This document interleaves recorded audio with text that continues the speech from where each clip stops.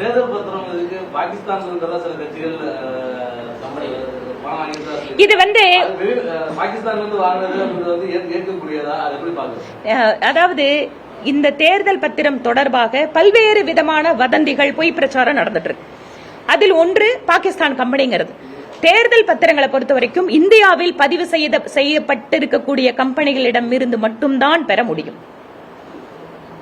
இந்தியாவில் கம்பெனிகளாக பதிவு செய்யப்படாத வெளிநாட்டு நிறுவனங்கள் இருந்து வாங்குறதுக்கான வாய்ப்புகளே கிடையாது. என்னங்க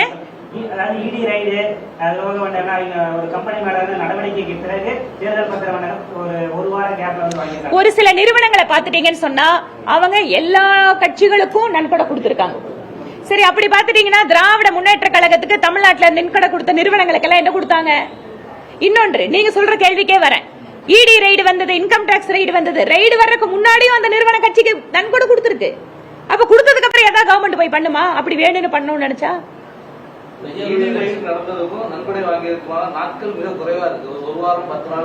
அதனாலதான் சொல்றேன், அதற்கு முன்பாகவே நாங்க அதை தான் சொல்றோம். அந்த நிறுவனங்கள் இதற்கு நீடி ரைடு நீங்க சொல்ற ரைடுக்கு முன்பாகவும் அந்த நிறுவனங்கள் கொடுத்திருக்கு. அப்ப நான் கேட்கிறேன், ஒருவேளை அவர்களிடம் பணம் வாங்கியிருந்தா ரைடு போயிருக்கூடாது இல்ல? நீங்க சொல்ற ஆர்குமெண்ட்டுக்கே வரேன். அந்த நிறுவனங்கள் ஏற்கனவே கொடுத்துட்டு இருக்கிற நிறுவனங்கள் தான். இப்போ குறைஞ்சபட்சம் நாங்க என்ன சந்தோஷப்படுறோம்னா, எந்தெந்த நிறுவனங்கள் கட்சிகளுக்கெல்லாம் கொடுத்தாங்கிறத எங்களோட கவர்மெண்ட் இருக்கிறதால தான் உங்களுக்கு தெரியுது. இல்லன்னா இத்தனை நாள் எல்லாமே கெப்ட் இன் டார்க். நீதிமன்றத்துக்கு நாங்க குடுக்கறோமே, நாங்க மறுக்கலையே, குடுக்கறோம். அதுதாங்க நாங்க வெளிப்படையா தானே குடுக்கறோம், நாங்க இல்லன்னு சொல்லலையே. எஸ்பிஐ வந்துங்க ஒரு தரமான வங்கி, அதுல நம்பிக்கை போறதுக்கு என்ன இருக்கு? அது ஒரு ஏங்க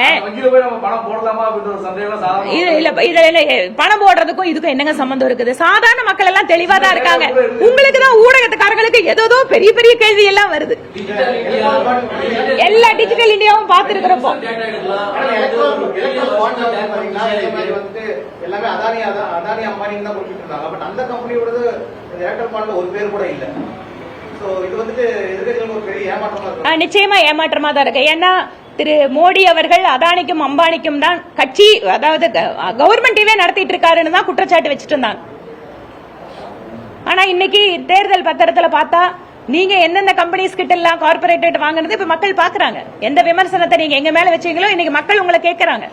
தேர்தல் பத்திரத்துல இருக்கிற கட்சிகளே எல்லாம் மற்ற கட்சிகளை விட பாஜக தனி கட்சி 50% மேல தேர்தல் 50% வந்திருக்கு. நீங்க பாத்தீங்களா? மொத்தம் எத்தனாயிரம் கோடி?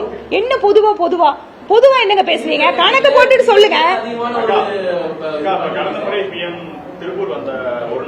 ஏங்க இருங்க, அவரு மோகனோட கேள்விக்கு முடிச்சிடுறேன். சரி, எங்களுக்கு எவ்வளவு பெரிய கட்சி? உலகத்திலேயே பெரிய கட்சி எங்க கட்சி. எத்தனை மாநிலத்தில் ஆட்சியில் இருக்கும்? அதனால திராவிட முன்னேற்ற கழகம், நான் அதுதான் உங்களோட கேள்விக்கே வரேன். திராவிட முன்னேற்ற கழகம் இந்த 3 வருஷத்துல நான் திருப்பியும் சொல்றேன், நான் ஈக்குவலைஸ் பண்றதுக்காக சொல்றேன், எக்ஸாம்பிள் சொல்றேன். இவ்வளவு பெரிய கட்சிங்க, இத்தனை மாநிலத்தில் ஆட்சியில் இருக்கிறோம். அதனால மக்கள், மற்றவங்க கம்பெனிக்காரங்க, அது எலக்ட்ரல் பாண்ட் நாங்க வெளிப்படையா தானே பேங்க் மூலமா தானே வாங்குறோம். வேற எங்காவது நீங்க அங்க கொடுத்தாங்க, பெட்டியில வாங்கினாங்க. காங்கிரஸோட காலத்துல பெட்டி பெட்டியா பணத்தை தூக்கிட்டு போனாங்களா? அந்த மாதிரி ஏதாவது இந்த 10 வருஷத்துல நடந்திருக்கா?